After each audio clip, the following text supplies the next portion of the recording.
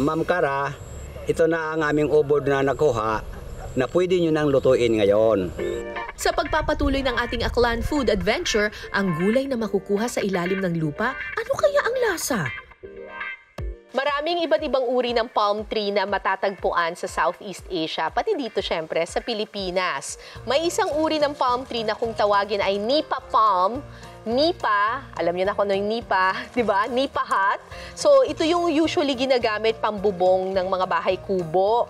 Pero alam niyo ba na yung nipa palm ay meron pang iba't ibang gamit, pati sa pagkain. Kasama ko dito si Ate Sol mula sa Tangalan, Aklan.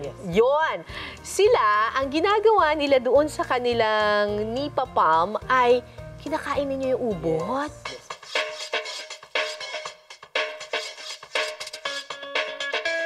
Sa mainit na kaldero, unang ilalagay ang pangalawang pigang gata. At saka ihahalo ang asin, paminta, sibuyas, asukal at ang ubod ng nipa. Sa isang bowl, paghahaluin ang kakang gata at rice flour na magsisilbing pampalapot.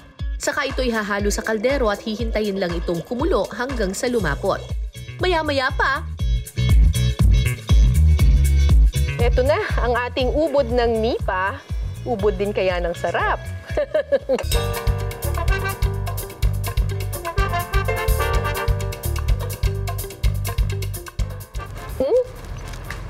Ang sarap.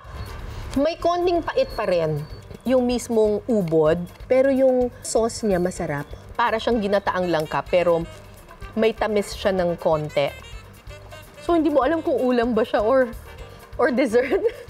So, malinamnam yung sauce, gawa ng gata, tas meron siyang konting tamis. Tapos, kapag kinain mo yung mismong ubod, may konting pait. Ngayon lang ako nakatikim ng ganito. Kakaiba siya.